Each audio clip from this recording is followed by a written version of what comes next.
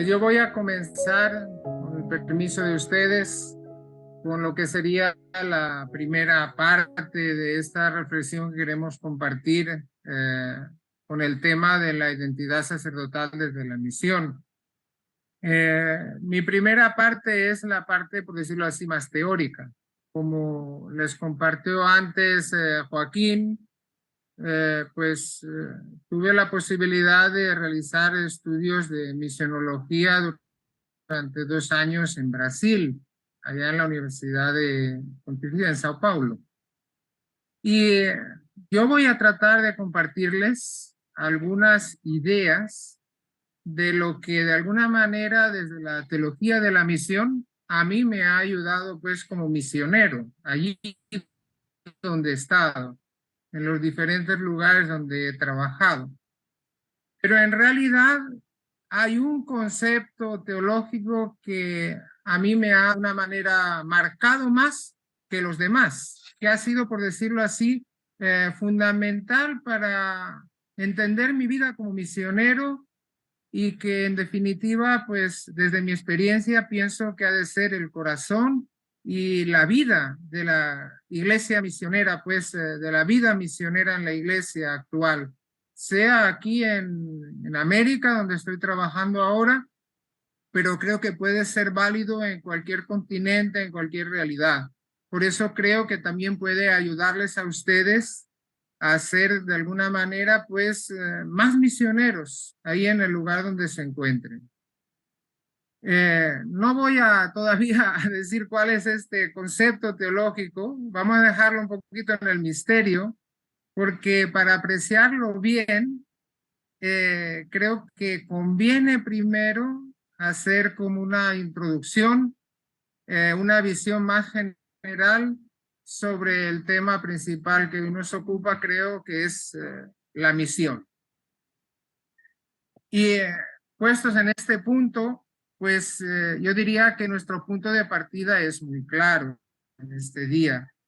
La iglesia es por su misma naturaleza misionera, o como dice la Lumen Gentium y el decreto Adyentes, sacramento universal de salvación. Por eso, cuando nosotros nos acercamos a este concepto de misión, pues sabemos que esta palabra no tiene su origen en el propio Jesús. No es Jesús quien usa esta palabra, por decirlo así, abstracta de misión, pero sí es Jesús el que se presenta a sí mismo como enviado para realizar el encargo salvífico que Dios le ha confiado. O sea, Jesús es el Hijo enviado por amor a toda la humanidad, como nos dice Juan 3:16. Dios envía a su Hijo porque ama al mundo, haciendo salir su sol, dice, sobre toda la humanidad, sobre buenos y malos, como nos dice Mateo 5:45. Por eso, aunque Jesús no usa la palabra misión, sí se presenta a sí mismo como aquel que realiza la misión del Padre. Por eso, pues no nos dieron a nosotros una definición de lo que significa la palabra misión que nosotros utilizamos actualmente, pero sí sabemos, ¿no? Y reconocemos que la mayor parte de escritos del Nuevo Testamento, pues tienen una finalidad misionera. Todas esas cartas de San Pablo y gran parte pues de los evangelios tienen claramente una finalidad misionera, tal como afirman unos teólogos alemanes que no me atrevo a decir el nombre, en su libro Los Fundamentos Bíblicos de la Misión, dicen, Jesús en realidad no fue el primer misionero entre los paganos, pero no cabe duda de que el catalizador que causó el inicio de la conciencia misionera en la iglesia primitiva y que modeló su mensaje básico fue la persona y el ministerio de Jesús. Entonces, si la palabra misión no viene de Jesús, Si la palabra misión no viene de la iglesia primitiva, ¿de dónde hemos sacado nosotros este concepto actual? Pues lo que sabemos por la historia es que hasta el siglo XVI la palabra misión se usaba solamente en referencias a la doctrina de la Trinidad. O sea, envío del Hijo por el Padre y del Espíritu por el Padre y por el Hijo, lo que llamamos, ¿verdad?, normalmente las misiones trinitarias. Y solo será a partir del siglo XVI, cuando de mano, pues, de los jesuitas, como siempre, pues, ellos han hecho aportaciones considerables dentro del campo de la teología, pues de mano de los jesuitas comienza a usarse este término en el sentido de difusión de la fe cristiana entre las personas que no eran miembros de la Iglesia Católica. Naturalmente esto pues iba unido al tiempo de la expansión colonial de Europa. Por tanto, yo creo que para nosotros es importante reconocer que el origen de la misión está precisamente en estas procesiones trinitarias de las que hablábamos antes. El origen de la misión, que nosotros pues usamos de una manera más común actualmente, está en Dios. O sea, la existencia de Dios consiste en comunicarse, en darse completamente. La misión no se trata sencillamente de una ambición expansionista de la iglesia, no se trata de cumplir un mandato misionero, este mandato pues tan común entre nosotros, vayan por todo el mundo, anuncien la buena nueva, bauticen. No se trata solo de esto. La misión se fundamenta sobre todo pues, en el eterno plan de amor de Dios para todo el mundo.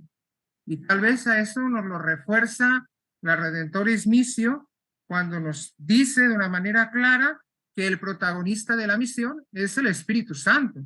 La misión nace de Dios. La raíz de la misión está, por tanto, en la comunicación eterna de este Dios trinitario, que en su más íntima esencia, lo que llamamos pues Trinidad inmanente, es amor, compasión y libertad. La misión es fruto de ese libre compromiso de Dios con la historia, lo que llamamos pues en teología Trinidad económica. Y ese libre compromiso de Dios con la historia le lleva por medio de estas misiones trinitarias a la creación del mundo, a la encarnación del Hijo, al envío del Espíritu Santo. El compromiso de Dios en la historia tiene como finalidad perfeccionar esta historia humana, llevarla a su plenitud.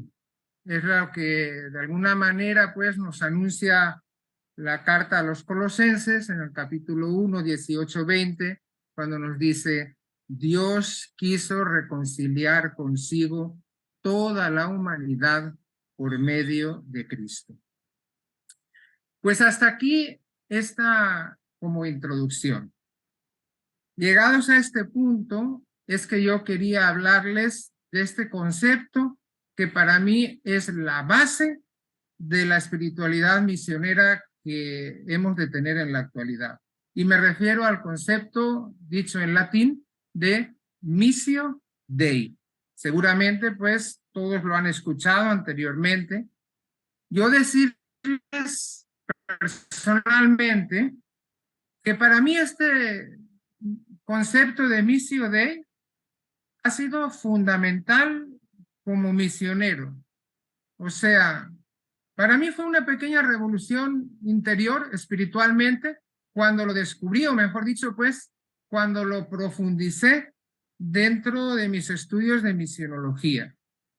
Y les digo que para mí meditarlo, reflexionarlo, lo que significa este concepto de missio Dei, me ha sacado en ocasiones de momentos difíciles en el sentido, pues, cuando a veces el cansancio, o cuando a veces el desánimo, pues de alguna manera paraliza nuestra actividad pastoral, o nos quedamos como trabados a veces ya sin saber para dónde agarrar o qué hacer. Por eso yo espero en las palabras que siguen poderles transmitir a ustedes, al menos pues en la medida de lo posible que hoy día la tecnología nos permite, pues con la misma fuerza este concepto de lo que ha significado para mí. El concepto de Missio Dei, como les decía, para mí resume el origen y fundamento de la misión, ya que gracias a él es posible como un cambio de perspectiva en las ideas a veces más tradicionales que solemos tener de lo que significa misión en la iglesia. Me voy a remitir a un documento del CELAM del año 2004, donde describiendo precisamente una espiritualidad de misión para un mundo globalizado, afirma lo siguiente: tenemos conciencia de que la misión no es nuestra, que viene de Dios. La misión nace de las entrañas de Dios Padre, que envía al Hijo, y unido al Hijo, envía al Espíritu Santo. La gran misión que penetra el mundo y la historia no es nuestra, sino de Dios. Es Missio Dei, o sea, dicho en castellano, misión de Dios. A nosotros nos ha sido concedido por vocación, por pura gracia, participar en este gran movimiento a través de nuestra vida y de nuestras acciones. La conciencia de ser enviados está estrechamente vinculada a la conciencia de ser hijos de Dios, servidores de nuestro Padre y de su proyecto de salvación.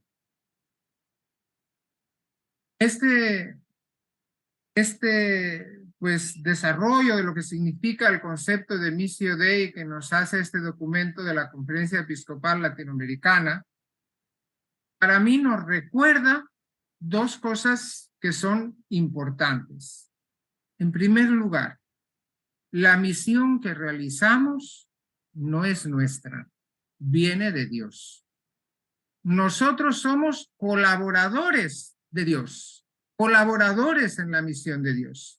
Yo pienso que eso a nosotros ha de darnos en ciertos momentos también como un cierto sentimiento de descanso. El último responsable no soy yo. El último responsable de la misión que realizo es Dios. Yo estoy colaborando con Él, pero el último responsable es Él. Un segundo concepto que creo que también debe ayudarnos en nuestra espiritualidad misionera es que participamos en la misión por gracia de Dios. O sea, ser misionero es una gracia de Dios, no es una obligación. O sea, no podemos nosotros realizar nuestro trabajo misionero por la obligación de un mandato. Yo creo que es imprescindible para ser un buen misionero tener un espíritu agradecido. O sea, realizar nuestro trabajo, desarrollar la misión que nos corresponda con un espíritu agradecido. Agradecido con Dios, que ha tenido esa bondad de incorporarnos a su misión. Por eso para nosotros creo que este concepto de Missio Dei, como les decía, ha de ser como el fundamento de nuestra actividad misionera. Tal vez profundizando un poquito más, desde la reflexión teológica. Yo creo que hay implicaciones misioneras en este concepto de Missio Dei al afirmar que pues la misión tiene su origen en el amor gratuito de Dios.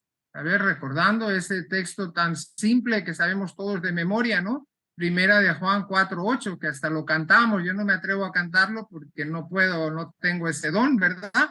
Pero Dios es amor, ¿verdad? La Biblia lo dice en el capítulo 4, versículo 8, Primera de Juan. O sea, Dios es amor. Y ese es el origen de la misión. O sea, la misión posee su origen en el corazón de Dios. Dios es una fuente de amor que envía. Y ese es el manantial de donde surge la misión. O sea, es imposible ir más profundo en la búsqueda del origen de la misión. Existe la misión porque Dios ama a las personas. Ese es el origen de la misión. Y tal vez, por citar a alguien más conocido para ustedes, ¿no? Un teólogo protestante, J. Moltmann, decía él, hablando un poco de este tema, dice, no es la iglesia que debe cumplir una misión de salvación en el mundo. Es la misión del Hijo y del Espíritu mediante el Padre que incluye a la iglesia. Es Dios quien nos llama y que nos involucra en la misión que Él está realizando desde el principio de los tiempos como iglesia. O sea, por medio de la misión, la iglesia tiene una oportunidad de hacer partícipe del amor de Dios a toda la humanidad. Y en consecuencia, pues, la actividad misionera solo será, por decirlo así, auténtica en la medida que participe de esta misión amorosa de Dios. Por tanto, tal vez ahí nosotros tenemos que tener en cuenta que no podemos dar lo que no tenemos. El inicio de la misión tiene que tener lugar en ese encuentro personal con Cristo. Un encuentro personal donde Cristo nos reclama de alguna manera ese seguimiento a compartir su vida misionera. Como Él fue misionero, también nos invita a hacerlo nosotros. San Juan Pablo II lo decía con unas palabras diferentes. Decía que la misión es una mirada diferente sobre el mundo y sobre el otro. Es bonito esa expresión. Es una mirada diferente sobre el mundo y sobre el otro. Las propias palabras de Juan Pablo II fueron estas. Al verlo al otro, ¿no? Al verlo con los ojos de Cristo, puedo dar al otro mucho más que cosas externas y necesarias. Puedo ofrecerle la mirada de amor que él necesita. Mirar al otro con los ojos de Cristo. Eso es parte de la misión.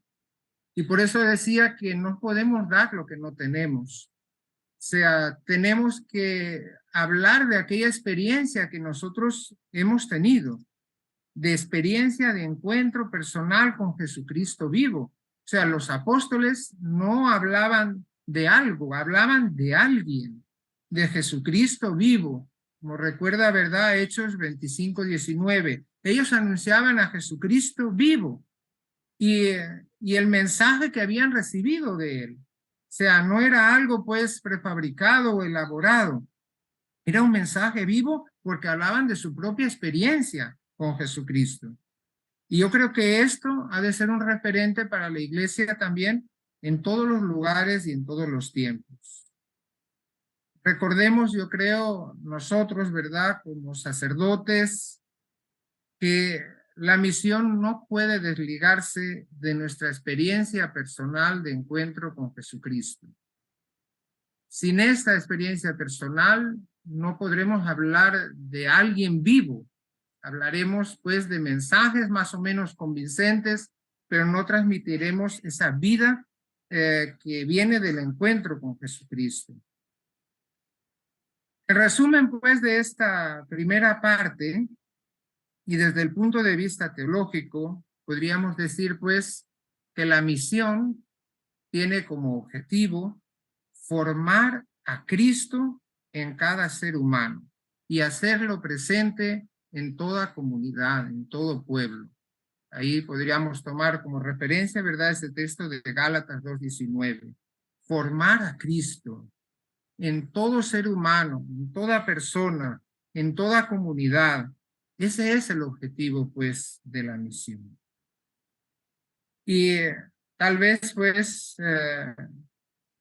todos los elementos, incluso de nuestra pastoral ordinaria, deberían tener como una especie de sentido misionero último en toda cosa.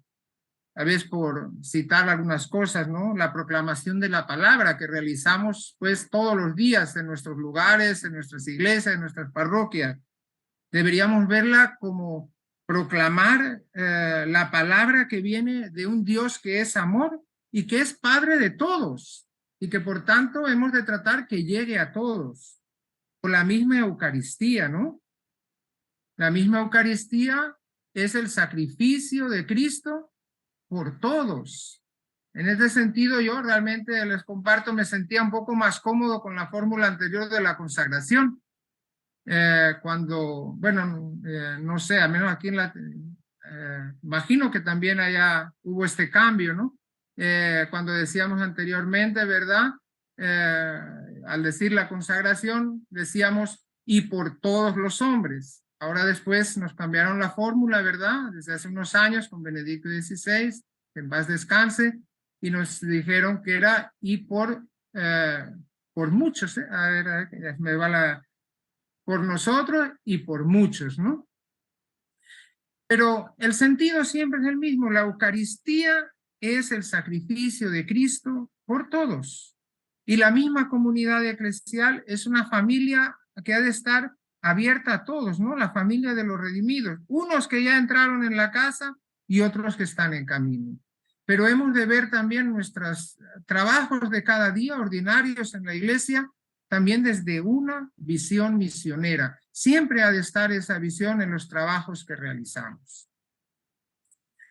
Yo aquí quisiera detener un poco lo que es la reflexión teológica que vamos realizando para compartirles una experiencia propia de nuestra parroquia aquí en cuanto a este deseo siempre de hacer llegar esa buena nueva de Dios en formas a veces diferentes, pero a todos, ¿no?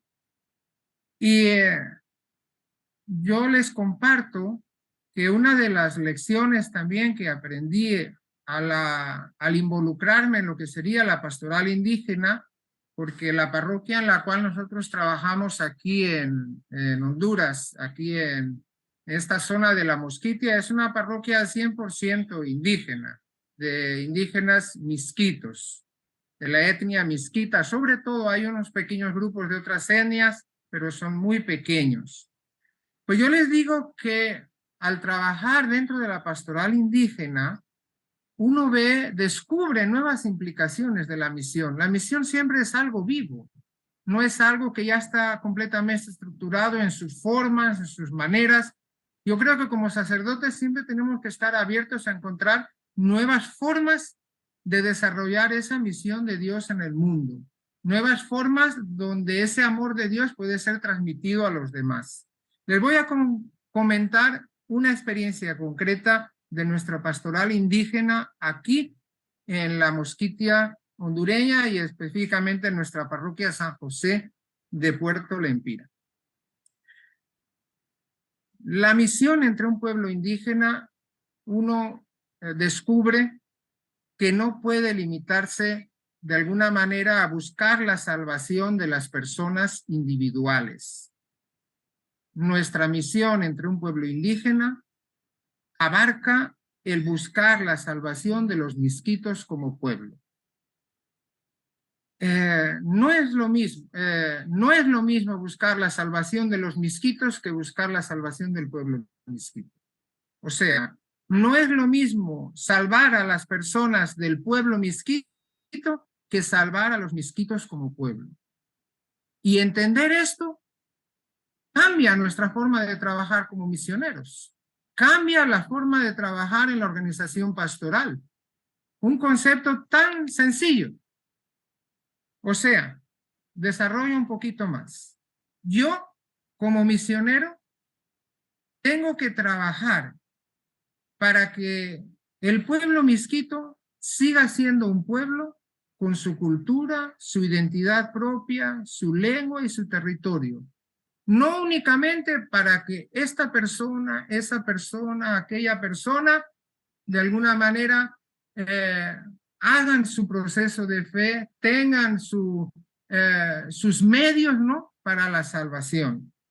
Ahora, esto no excluye lo que ya está históricamente incorporado, o sea, que conozcan el mensaje de Cristo, que formen parte de la iglesia. Pero yo no puedo dejar de verles como un pueblo que tiene su cultura, su forma, su manera de trabajar propia y diferente. Por eso, además de los trabajos normales que uno tiene que hacer como cualquier parroquia en cualquier parte del mundo, que incluyen todos los aspectos sacramentales, que incluyen la formación de los agentes de pastoral, hay que buscar a veces otras actividades pastorales misioneras donde ellos de alguna manera crezcan como pueblo también en la fe. Y a partir de eso es que en nuestra parroquia, pues desde hace unos años, nació lo que llamamos la Pastoral de Tierra y Medio Ambiente, que a simple vista, cuando uno lo escucha, puede parecer como una parte de la pastoral social parroquial, pero que en realidad es como un eje que atraviesa todas las pastorales que nosotros tenemos. O sea, es un medio de trabajar con el pueblo misquito, con católicos y muchas veces también con no católicos, en la lucha, naturalmente, por la conservación de su territorio. Ustedes saben que ese es un mal en todos los pueblos indígenas, es la invasión de sus tierras por terceros. Acompañarles en esa lucha por la conservación de su territorio. Acompañarles en la lucha por la conservación de sus recursos naturales, pero también, al mismo tiempo, como iglesia, darles una espiritualidad que acompañe ese trabajo, y una espiritualidad cristiana, como misioneros, pues, de la iglesia, una espiritualidad donde ellos miren su tierra como un regalo de Dios, toda la creación como un don que han recibido, y su lucha como una lucha que no es una lucha humana, sino una lucha realmente que viene de la propia misión de Dios. Aquí es donde le pediría favor a Joaquín, si me puede ayudar. Vamos a pasar 2 videos muy cortitos y después una fotografía, y yo después les daré alguna referencia a estas imágenes. Estos videos vienen de 2 encuentros diferentes que hemos hecho exclusivamente para trabajar la pastoral de tierra y medio ambiente. Estos encuentros no los realizamos en los pueblos, se realizan en la montaña. Ellos arman un campamento en la montaña y ahí se realizan estos encuentros para orar, dar gracias a Dios por la creación, para debatir los problemas de la tierra, para reflexionar sobre la degradación del medio ambiente, para buscar caminos, pero se hacen al interior de la montaña o en zonas naturales, no dentro de los pueblos, para estar realmente en contacto con la tierra, que es la que les da la vida. Voy a pedir a Joaquín si me puede ayudar con estos videos.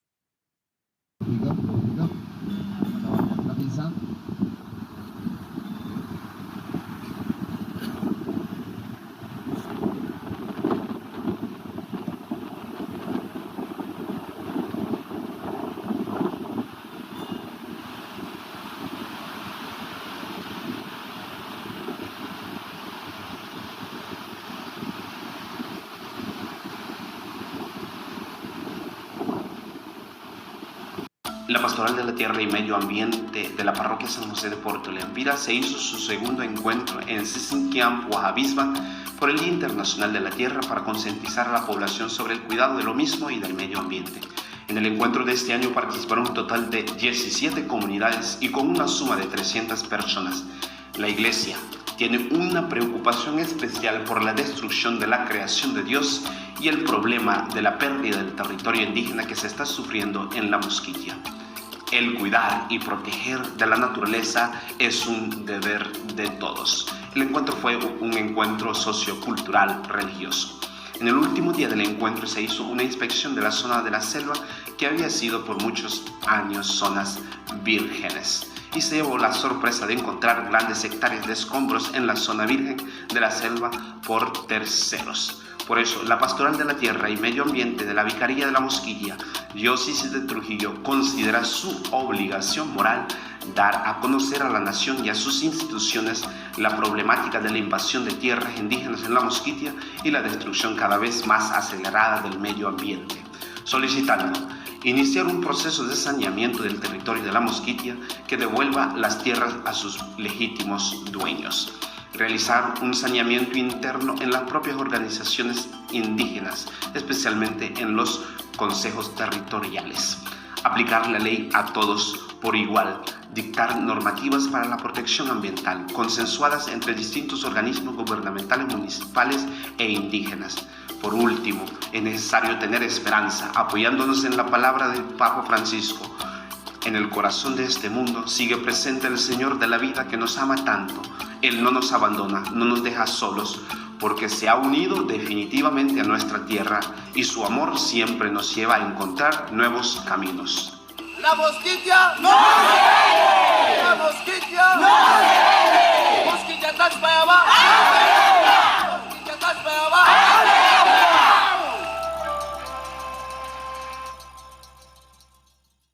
No, yo quise poner esta foto al final de estos videos porque quiero resaltar que los encuentros de la tierra no son encuentros únicamente, pues por decirlo así, del campo de la pastoral social.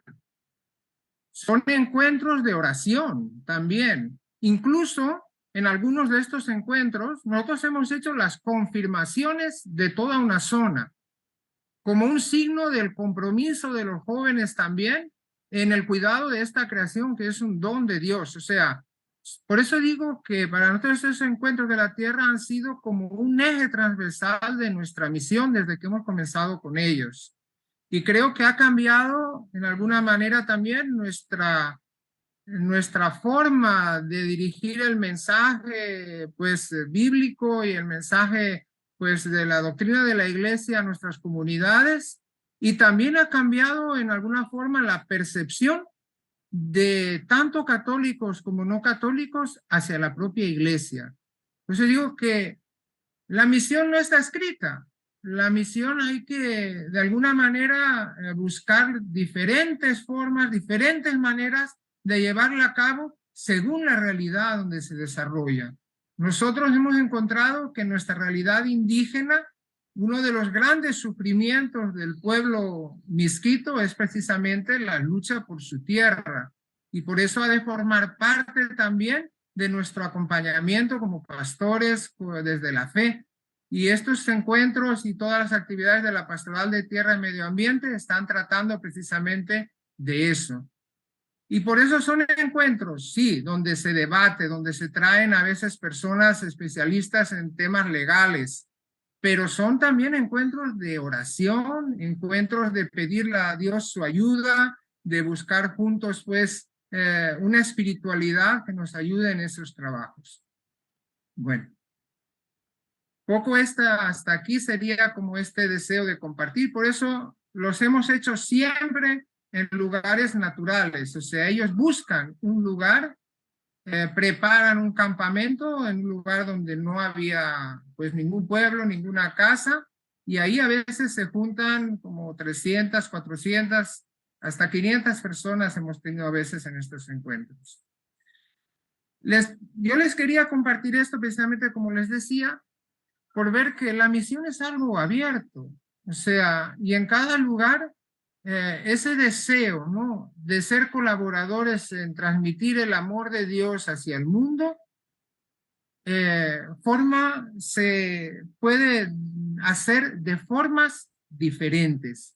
A continuación, ¿no?, de lo que hemos expuesto, tratar de ver que una de las dificultades que tal vez podemos tener nosotros como sacerdotes a la hora de desarrollar con mayor intensidad nuestro espíritu misionero es que tal vez conservamos inconscientemente, yo no digo conscientemente, pero conservamos inconscientemente muchas ideas de lo que significa la misión nuestra en la iglesia, que son, yo diría, anteriores a nuestra época. No tenemos a veces un concepto de misión que realmente nazca por decirlo así, de nuestra última gran reflexión como iglesia, ¿no? Del Vaticano II. Los misionólogos, ¿no? Que han estudiado más esto, dicen que el paradigma misionero, pues, más fuerte anterior al Vaticano II, ellos lo califican como el paradigma misionero católico medieval. No lo voy a desarrollar, pero solo decir que este paradigma misionero católico medieval, las grandes líneas que lo caracterizaban son el dualismo antropológico, ¿no? Mirar la persona dividida entre cuerpo y alma. Segundo, identificar y en muchos casos subordinar la misión con la Iglesia Católica institucional, o sea, con únicamente estructurar la Iglesia en otro lugar. Y por último, ¿no? La otra gran línea de este paradigma católico medieval sería el concepto geográfico de misión, que tenía su centro en Europa, y desde Europa la misión se extiende por el resto del mundo, pero naturalmente pues con la visión de fe que teníamos en Europa y pues también con nuestra forma de organizarnos como iglesia, ¿no? Esas eran las grandes líneas del paradigma misionero católico medieval. Nosotros tenemos que partir ya de un paradigma misionero diferente, que es el que hemos tratado un poco de desarrollar hasta este momento de esta reflexión, que tenga su centro en esta missio Dei, en esta misión de Dios. O sea, lo que hemos dicho anteriormente, nuestra misión ha de ser una continuación de la misión de Dios y por eso una visión mucho más amplia de lo que significa la misión de la iglesia. Yo diría incluso pues que tal vez uno de los errores que podemos cometer es el de identificar la misión y las actividades misioneras. O sea, la misión es algo siempre mucho más amplio porque es transmitir ese amor de Dios. La misión significa en su sentido más general, ¿no? Servir, curar, reconciliar a una humanidad que muchas veces está dividida y golpeada, ¿no?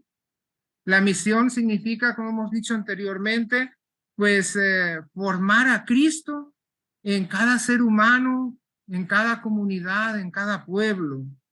En cambio, cuando hablamos de la actividad misionera, ya nos estamos refiriendo a formas concretas de manifestar, de hacer extrovertir, por decirlo así, el amor de Dios a la humanidad. De hecho, podríamos poner algunos ejemplos, ¿no? De cómo a partir del Vaticano II nosotros podemos encontrar como diferentes formas de misión, de realizar la misión, ¿no? La más común es la pastoral misionera, que realizan todos en cada una de sus parroquias, ¿no? Que debe estar presente en cada parroquia, sea del continente que sea. Pero también es una actividad misionera el trabajo, por ejemplo, del ecumenismo, fortalecido por el Vaticano II, ¿no? Ese buscar, ¿no? Ese diálogo, ¿no? Con otras iglesias, no católicas, ¿no? Pero que también tienen a Cristo en su centro. Yo creo que en eso ustedes en Alemania, pues, están mucho más, tal vez, avanzados que en otros países, por lo que yo conozco. Para nosotros aquí es muy difícil porque las otras iglesias, por decirlo así, cristianas que nos acompañan aquí en el trabajo, la gran 90% son iglesias pentecostales, más parecidas a sectas, ¿no? Que propiamente a iglesias. Pero el trabajo ecuménico también es un trabajo misionero, una actividad misionero. El diálogo interreligioso, también potenciado por el Vaticano II, ¿no? En la Declaración Nostra Aetate. También es una dimensión misionera de la iglesia, buscar ese diálogo con otras religiones. Y por supuesto, ¿no? Como no, pues la misión ad gentes. Pero no podemos reducir la misión solo a la misión ad gentes, a la misión en lugares que todavía no han sido evangelizados, a lugares de primera evangelización. Por eso la misión, y por decirlo con este término propiamente, la missio Dei, la misión de Dios, sobrepasa todas las actividades misioneras. Y es algo que de alguna manera pues tiene que dar sentido continuo a la actividad de la iglesia de formas diferentes. O sea, por eso decía que tenemos que superar tal vez la idea anterior de misión, que nos ha ayudado seguramente durante muchos siglos a anunciar el evangelio, pero que hoy no podemos reducir la misión, por ejemplo, a esa categoría antropológica dualista de cuerpo y alma y decir que nuestra misión solo es la salvación del alma de las personas. Nadie aceptaría esto, creo ya. No podemos reducir la misión a construir una iglesia solo visible o institucional. La iglesia se ha de involucrar en la vida de los pueblos donde trabaja. No podemos reducir la misión a esa visión geográfica, como decíamos, ¿no? En una sola dirección, solo de un continente a otro. Y yo creo que en eso ustedes más que nadie, pues lo saben, porque veo que pues la mayoría de ustedes han venido de sur a norte, ¿no? Y no de norte a sur, y tienen experiencia de diferentes formas de ver la vida de la iglesia, diferentes formas pues de concebir pues también diferentes experiencias, ¿no? En la formación teológica, y creo que esa es la gran riqueza de la misión de la iglesia. Por eso la vida de la iglesia hoy ha de ser diferente a como fue pues en otros tiempos, y la misión de la iglesia pues también. ¿Cómo definir la iglesia, la misión de la iglesia hoy? Yo solo les voy a decir 3 palabras que de alguna manera pueden ayudarnos a desarrollar más todavía esta idea de misión actual. Misión y liberación. O sea, durante muchos años tal vez nosotros ligamos la idea de misión a desarrollo, uniéndonos un poco a la mentalidad que nació después de la Segunda Guerra Mundial. Pero creo que hoy la iglesia tiene que hablar más de misión y liberación. Liberación integral de los pueblos. Donde se hace efectiva la liberación de la humanidad, ahí se da la misión. La misión cumple su objetivo. Yo creo, recordando las palabras de Jesús en Juan 10:10, yo he venido para que tengan vida y vida en abundancia. Una segunda palabra, misión y diálogo. Yo creo que en la iglesia la misión significa un compromiso por favorecer el diálogo. Dicho así en forma muy general, ¿verdad? El diálogo continuo entre Dios que ofrece la salvación y el mundo que sufre y busca esa salvación. La misión ha de favorecer ese diálogo, y por eso, para dialogar, tiene que salir de sí misma la iglesia. No puede encerrarse dentro de sí misma. Para dialogar con el mundo, tiene que salir de sí mismo. No ir al mundo, no conocer el mundo para condenarlo, sino para dialogar con él. Y yo creo que más que nadie nosotros, como pastores, como sacerdotes, estamos obligados a buscar ese diálogo con el mundo que nos rodea, con la sociedad que nos rodea. Una tercera y última palabra, misión y participación. O sea, ya lo hemos dicho anteriormente, afirmar que la iglesia participa de la misión de Dios, pero no es la propietaria. ¿Qué significa esto? Y significa un cambio de visión, un cambio de actitud. Primeramente, suficiente apertura para admitir que pueden existir otros agentes, incluso fuera de la iglesia, que también colaboran en esa misión de Dios. Y suficiente apertura para reconocer que Dios puede también tener otros caminos para realizar la misión. Y eso nos ha de dar motivos de esperanza, porque a veces tal vez nuestras cosas no siempre van bien, la situación de la iglesia no siempre es buena, especialmente pues en países donde la iglesia ha disminuido en número, ha disminuido a veces también en juventud, y a veces podemos pensar que ya no hay posibilidad de la iglesia de desarrollar su misión. Si debemos de tener esperanza, porque nosotros no, la misión no depende solo de nosotros. Por eso reconocer que Dios tiene muchos caminos para realizar su misión ha de ser también para nosotros motivo de esperanza. Voy a terminar mi reflexión con unas palabras que encontré de un misionólogo, teólogo brasileño, pero de origen alemán. Tal vez ustedes pues también seguro han escuchado de él, y que fue profesor mío también en los estudios de misionología, Paulo Suez. Él, cuando hablaba de inculturación, tenía unas palabras muy bonitas que yo creo que se pueden aplicar perfectamente también a la misión. Y decía que la inculturación ha de ser un instrumento que permita una presencia respetuosa frente a la alteridad, una presencia crítica frente al pecado y una presencia solidaria frente al sufrimiento. Pues que ese también yo creo sea para nosotros como una última pues reflexión, y que nos ayude de alguna manera también a enfocar nuestra actividad pastoral y misionera. Gracias por su atención, y ahí disculpen si me alargué un poquito más de lo correspondido. Yo solamente voy a compartirles 3 ideas a partir de la experiencia que yo he tenido en mi vida pastoral. Una en Misiones Populares, 2 en Honduras, en la costa norte de Honduras, San Pedro Sula y La Mosquitia, y 3 pues es la presente aquí en Tegucigalpa, ¿verdad? Como arzobispo. De mi tiempo en Misiones Populares recuerdo la importancia que tiene el personalizar la evangelización, ¿verdad? Y creo que es una de las claves de la misión entre inmigrantes. A nadie se le cierran las puertas, pero una persona que viene de un país o de una lengua, al encontrar una misa en su propia lengua, pareciera como que se le abre no una puerta, sino se le abre mucho más, ¿verdad? Se le abre el corazón. Esta es una idea importante, así como también la otra en Misiones Populares. Ustedes saben que se evangeliza puerta por puerta.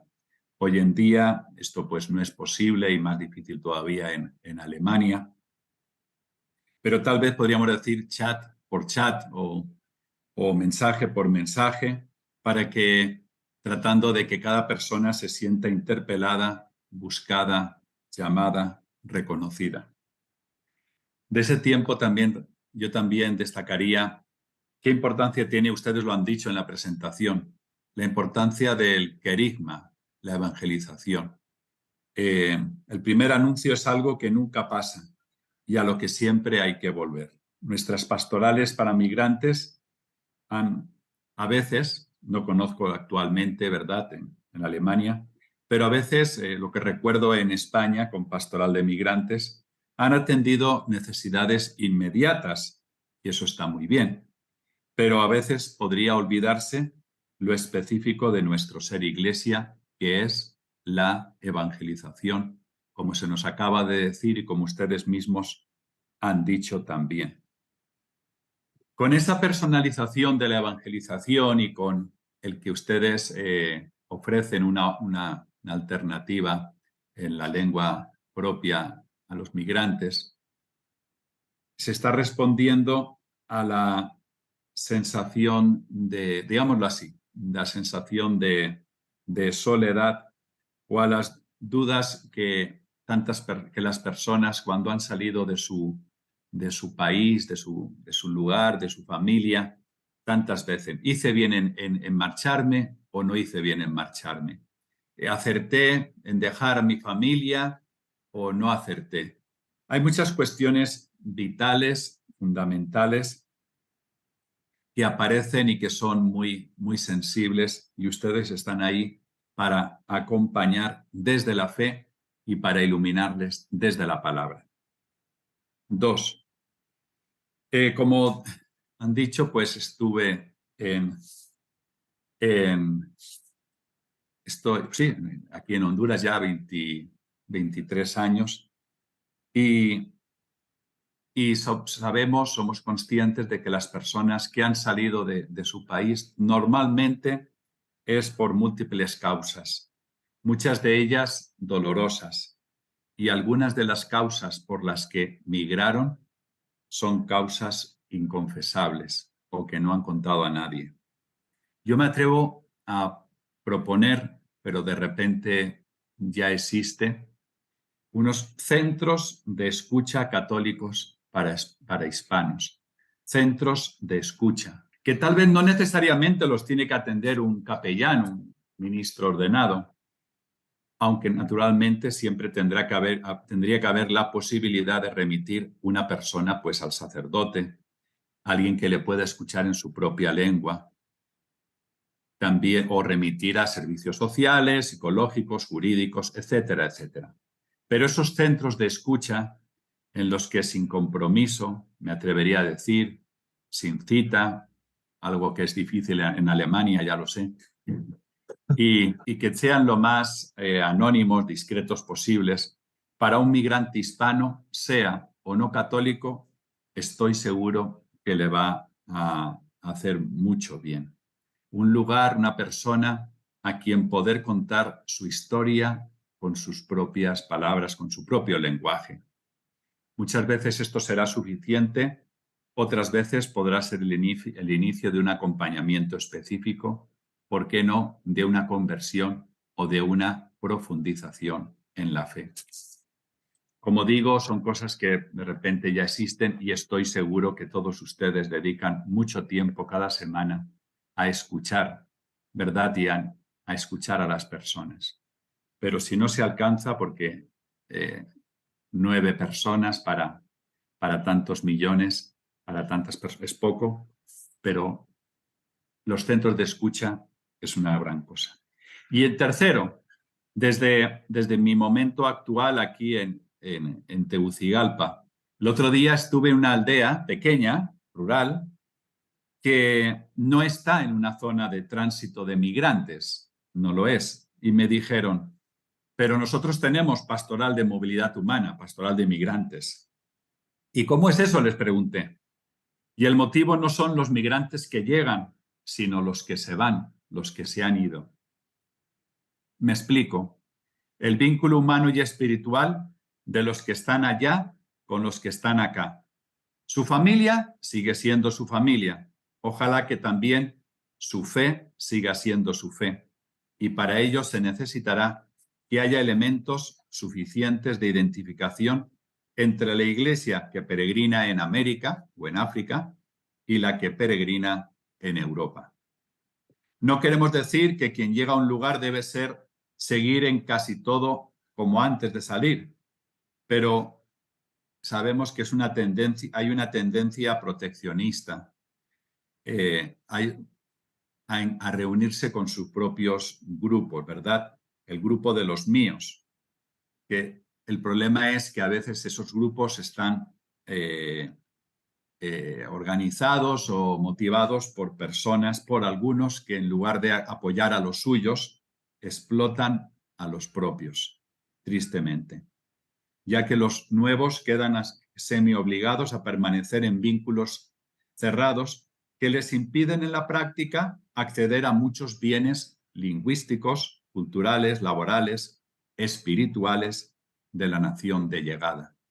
Esos grupos cerrados tienen esa doble, ¿verdad?, por una parte de protección, de animación, acompañamiento, pero puede convertirse en un limitante. En cambio, un grupo de iglesia es diferente. Un grupo de iglesia recibe, acompaña y al mismo tiempo abre. Pensar en algunos momentos, me atrevería a hacer una propuesta, pensar en algunos momentos, de manera virtual, claro, en los que se puedan unir en oración la iglesia de ambos lados del océano, con expresiones creativas y que fortalezcan vínculos espirituales, a la vez que consuelen por pérdidas y ayuden a sanar heridas. Sería mucho pedir, mención en la oración de los fieles por el patrón de tal comunidad. Sabemos que aquí viene esta persona y que es de tal lugar y que es su fiesta, etcétera. Bueno, son pequeños detalles. En algún sentido, alguna conexión entre pastoral de migrante allá y la pastoral ordinaria aquí para enriquecer mutuamente. Con el tiempo se podría incluso pensar en dobles misiones de aquí para allá para evangelizar y, ¿por qué no?, de allá para acá también, sin duda, para evangelizar. Personas creyentes, bautizados, que en su lugar de llegada no solamente han fortalecido su vida laboral, sino también personal y incluso su vida de fe. Y una fe que a veces se tambalea, no solamente allá por la soledad, sino aquí también por diferentes motivos. Sabemos que la fe, cuando se comparte, crece. Y hay experiencias, pequeñas experiencias, y creo que son muy interesantes. Resumiendo, las 3 pequeñas propuestas, que sé que no son ninguna novedad, serían: no olvidar el primer anuncio a los migrantes, el querigma. 2, centros católicos de escucha para hispanos. Y 3, vínculos puntuales que nos unan de forma explícita en la oración. Muchísimas gracias y reitero mi agradecimiento por lo que hacen y también por esta oportunidad de poderles conocer y poder saber de esa tarea que hacen, de este bien tan grande que hacen. Me ha gustado mucho todo lo que ha dicho y esos 3 puntos, sobre todo el tema de la personalización de la misión, eso de tener que ir persona a persona. Usted decía chat a chat, pero yo pienso que es pues persona a persona para que conozcan el Evangelio y para comunicar el querigma a cada persona, ¿no? Y cada uno seguramente a su manera, no hay persona igual. Bien, no, me ha gustado mucho.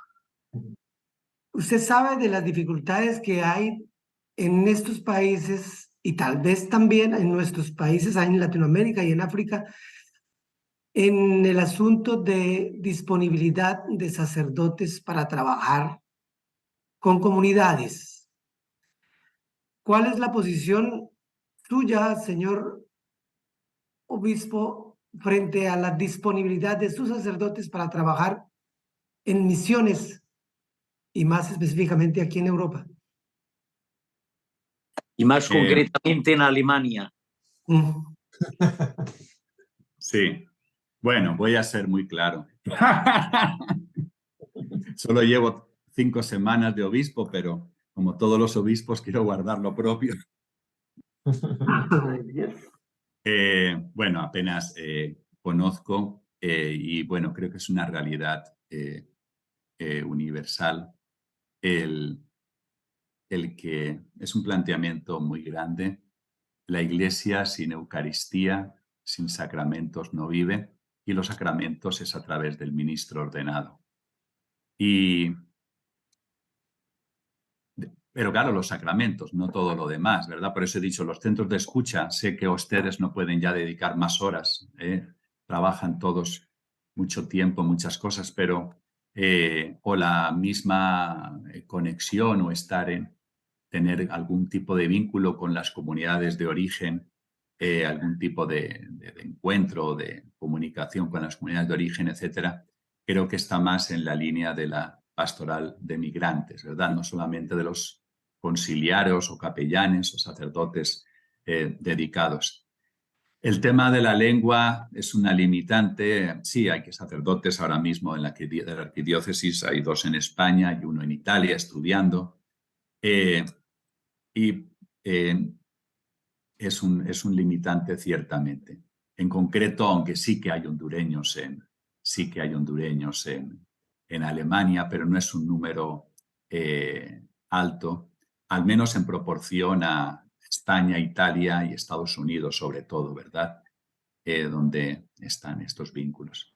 Sí, es algo importante y somos conscientes de que si hay que pensar en un flujo neto de sacerdotes, pues tiene que ser de donde hay numéricamente un poco más, ¿verdad? En cuanto a jóvenes en edad de todavía servir y de trabajar, me refiero pastoralmente, de asignar cargos, y a donde hay menos, ¿verdad? San Francisco Javier, cuando fue a China, no sabía chino. En cambio, aprendió chino para evangelizar, ¿no?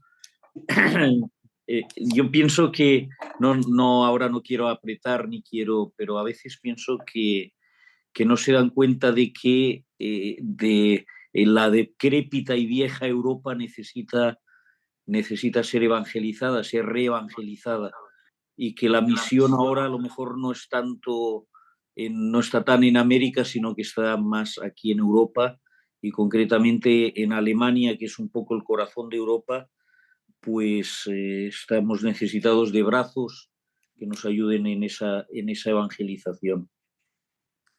En línea de lo que el señor obispo ha dicho, de mantener contactos desde aquí con las comunidades de origen. Cuando el año 2020 con el virus pues se creó esa situación tan especial y yo celebraba misa transmitiéndola todos los días por Facebook, por YouTube, hubo personas de aquí que me dijeron: un familiar mío allí ha fallecido y ni siquiera ha podido haber un entierro, un sacerdote, ¿podemos hacer una misa por ese familiar mío y que se conecten la familia? Y entonces, a través de eso, hemos tenido celebraciones en donde estaban directamente personas de América siguiendo la celebración allí, y unidos a los de aquí, con motivo de esa situación tan tremenda que ha existido durante el año 2020 con el virus. O sea que, forzados por la situación, se realizó algo que también podría hacerse sin que sea forzado ni obligado por esa situación tan excepcional, sino algo que podría convertirse en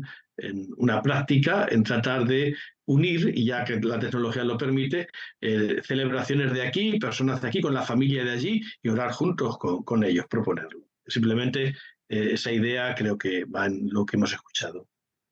Luego se me ocurrió a mí también en la línea esta del intercambio, no sé, a lo mejor aquí a veces los sacerdotes tienen difícil a veces cogerse vacaciones. Pero yo pienso que es enriquecedor también, bueno, para los sacerdotes y para los laicos también, ¿no? Tener experiencias de misión en Latinoamérica, en otras comunidades más, como que igual son más pobres, pero más vivas a nivel espiritual, ¿no? Que las europeas. Pienso que también sería bueno, ¿no? A lo mejor en verano, 2 meses, hacer un intercambio, que un sacerdote vaya, por ejemplo, a Honduras, por ejemplo, ¿no? Y otro de Honduras pues pueda venir aquí a Alemania. Bueno, primero darle las gracias también al padre Enrique Alagarda por su meditación sobre la misión, y por supuesto darle las gracias también a Monseñor José Vicente, porque a pesar de la crisis de la que se habla en Europa, hay misioneros europeos que lo dejan todo para ir a entregar sus vidas, no solamente en Latinoamérica, sino también en África y en Asia, y aquí en Europa también. Eso es un testimonio maravilloso, especialmente para muchos de nuestros hermanos sacerdotes latinoamericanos. Y yo tengo 27 años viviendo en Alemania, y de esos 27 años, casi 20 en Múnich. Y me siento muy agradecido, altísimamente agradecido, de la misión española en Alemania. Cuando digo de la misión española, me refiero a la sensibilidad espiritual de los obispos españoles hace 60 años, de no dejar a aquellos obreros que fueron los primeros que vinieron a trabajar, no solamente a Alemania, sino a otros países, no dejarlos solos, sino acompañarlos. Y no solamente eso, sino hace más o menos unos 15 o 20 años también extender esa evangelización hasta los también latinoamericanos que comenzaron a emigrar de una forma un poquito más tardía, pero que pues sentían la necesidad de la que usted hablaba, de esas puertas abiertas que es la lengua, que no es lo mismo, ni siquiera para mí como sacerdote que vengo tanto tiempo aquí, no es lo mismo celebrar la Santa Misa en lengua alemana que celebrarla en mi lengua madre. Entonces, muchos han encontrado cobijos. ¿Qué quiero decir con esto? Como usted es misionero en Honduras, pero como además de eso es apóstol, porque es obispo, seguramente tiene más posibilidades de acceder a la conferencia episcopal de Honduras y tal vez de otras conferencias episcopales y sensibilizar a muchos obispos que creen que nosotros venimos aquí a enriquecernos y tal vez a aburguesarnos. No es así. O sea, sentimos, igual que lo siente la comunidad española y la comunidad latinoamericana, sentimos la necesidad de afecto, de escuchar nuestra propia lengua, en mi iglesia, aquí en mi parroquia, ya es tradición de que al final de la misa, al salir de la Santa Misa, nos abrazamos. Yo he tratado de enseñarle a la gente que no es una payasada, ni es un teatro, sino que es importante que nos abracemos para que comprendamos que no estamos solos, porque seguramente muchos que son de una forma de ser un poquito más introvertida, tienen dificultades para acercarse al otro, pues entonces se le da un abrazo y de alguna forma se acompaña. Y qué bello sería que nuestros obispos latinoamericanos, cuando digo tal vez no quiero generalizar, pero si muchos tuviesen el corazón que tuvieron aquellos obispos españoles de su época, cuando había mucho clero en España, de cuidar a sus rebaños en otros países. Aquí en Alemania no creo que viven menos de 100.000 latinoamericanos. Y sería oportuno que nuestros obispos comenzaran a ver no solamente la necesidad espiritual de esos hermanos, sino también pues de acercarse a ellos, de venir a visitarlos, ¿no? Bueno, solamente eso. Yo, si puedo añadir a lo que ha dicho Álvaro, somos unos 800.000 hispanos según la estadística. Pero yo no quise exagerar. No, 800.000 sin exagerar. Hay quien dice que somos 2 millones, pero eso sí que es exagerar muchísimo, ¿no? Sí, sí. Las estadísticas oficiales son 800.000 y tengo que decir que yo me entrevisté con el presidente del CELAM cuando fuimos con Joaquín a Estados Unidos y le transmití precisamente eso, la necesidad de que la inmigración que viene de Latinoamérica sientan que la iglesia, la misma iglesia que ellos tienen allí, les está acompañando también aquí. Y eso a veces es un poquitín complicado porque el sistema de las misiones, el sistema de trabajar con las comunidades alemanas nos dificulta un poco ese enlace, ¿no?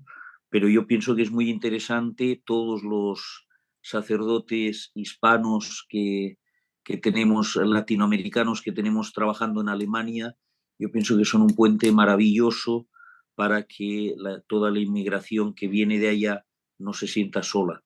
Entonces yo pienso que eso es una cosa que es un trabajo muy importante y, en fin, y pienso que ahora prácticamente españoles, aparte de Alejandro y servidor, aquí en pantalla no hay nadie más. Está el padre David, que es de una diócesis española, pero que es colombiano, ¿no? El resto, pues, son latinoamericanos Y yo pienso que es un orgullo, ¿no? El hecho de decir, bueno, pues está aumentando la inmigración latinoamericana y hay aquí sacerdotes pues, que los acompañan. Pero la verdad es que tenemos una falta importante. Tenemos muchos hispanohablantes en Leipzig, por ejemplo, muchos refugiados venezolanos que no podemos atender. No llegamos a todo y la verdad es que yo pienso que, no sé el resto de mis compañeros, pero la situación a veces es de estar un poco como desbordados. Yo ahora me he conectado tarde porque he tenido todo un jaleo con un matrimonio que me ha venido a ver antes de empezar y no he podido echarlos antes y ha sido todo un poco caótico, ¿no? Yo pienso que estamos necesitados también de ayuda, ¿no? Para mí ha sido muy reconfortante oír al padre Enrique y toda la explicación de la misión. Yo pienso que nos tenemos que mentalizar mucho en que somos misioneros, en que tenemos que salir fuera, que no podemos estar en el despacho y que hay que ir a buscar a los inmigrantes pues prácticamente uno a uno. No es que llega el inmigrante aquí y viene inmediatamente a la misión, sino que tenemos que irlo a buscar porque no saben, no conocen, no saben que hay una misión, llegan aquí, se encuentran tremendamente solos y hay experiencias pues de gente que sufre muchísimo. Yo tengo unos hondureños aquí en la parroquia con un sufrimiento enorme por el tema del idioma naturalmente y el tema de la soledad. Pues es una cosa que es bastante dura, ¿no? Y en ese sentido, gracias a Dios que tenemos las misiones y pienso que hay unos sacerdotes magníficos en Alemania que son los que se encargan de eso y veo que la mayoría sí que lo hacen de ir a buscar, de ir a los supermercados, de escuchar y de hablar con la gente. Pues pienso que eso es muy importante. Pero quiero decir eso, que faltan brazos, que por ejemplo el padre Álvaro, ya que lo tenemos ahí, está absolutamente desbordado buscando a alguien que le ayude. En Múnich son más de 20.000 hispanos. Yo en mi parroquia, gracias a Dios, pues tengo... En Baviera somos 300.000. Sí, sí, pero no todos son tuyos. No, aquí somos alrededor de 45.000. O sea... 45.000. Bueno, pues mira... Inscritos algo más de 20.000.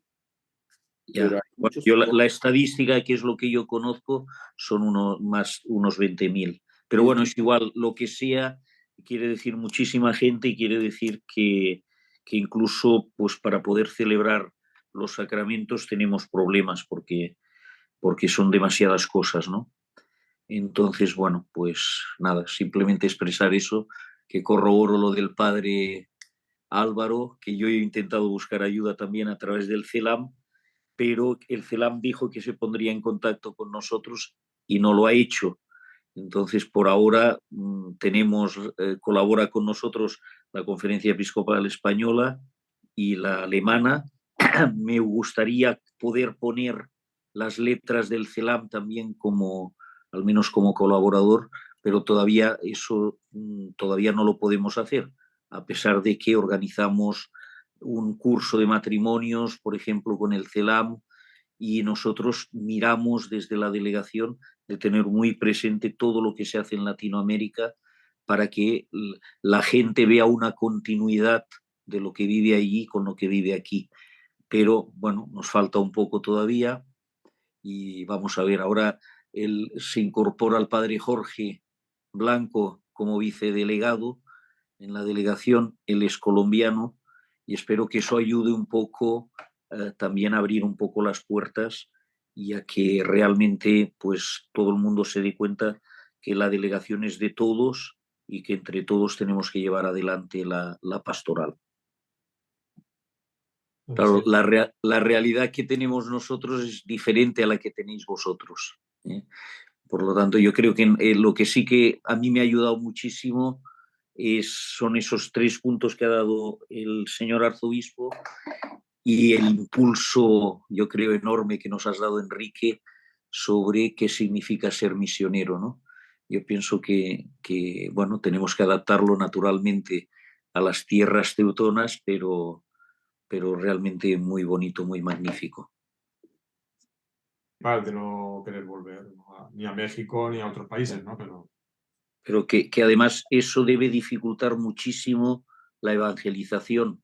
No sé, cuando hablabais de misiones populares, el padre Enrique, yo pienso que, bueno, en un país donde hay poca seguridad, lanzarse a la calle a predicar el evangelio debe ser bastante peligroso también.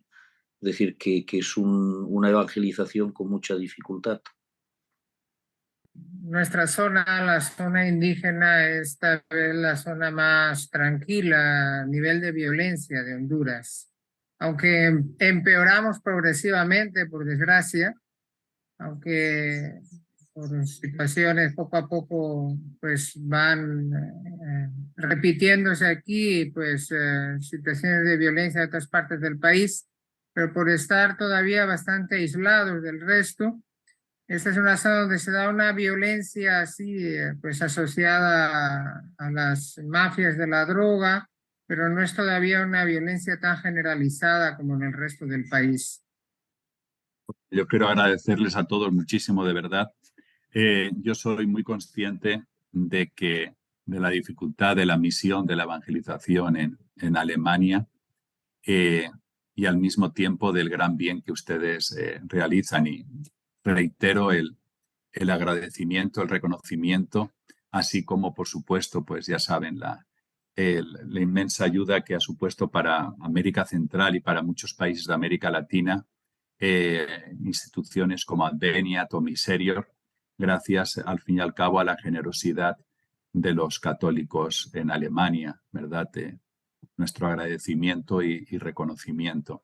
En ello estoy seguro que ustedes han tenido mucho que ver, ¿verdad?, en esa motivación, en esa presentación para a los católicos alemanes. Así que les agradezco mucho. Bueno, si os parece, pues podemos acabar con una oración a la Virgen. Encomendamos nuestras misiones, las misiones en Honduras, las misiones en Alemania. Y bien, yo pienso que contentos de haber tenido este encuentro, al menos a mí me ha motivado mucho. Interiormente me motiva mucho a seguir trabajando. Las palabras del arzobispo, ahora que no está, también han sido muy de dar coraje, de dar ganas de trabajar, y me parece que eso es muy importante. Vamos pues a encomendar las misiones a la Madre, a la Virgen, para que ella vele por nosotros y que llegue donde nosotros no podemos llegar. En nombre del Padre, del Hijo, del Espíritu Santo. Amén. Dios te salve María, llena eres de gracia, el Señor es contigo, bendita tú eres entre todas las mujeres y bendito es el fruto de tu vientre Jesús. Santa María.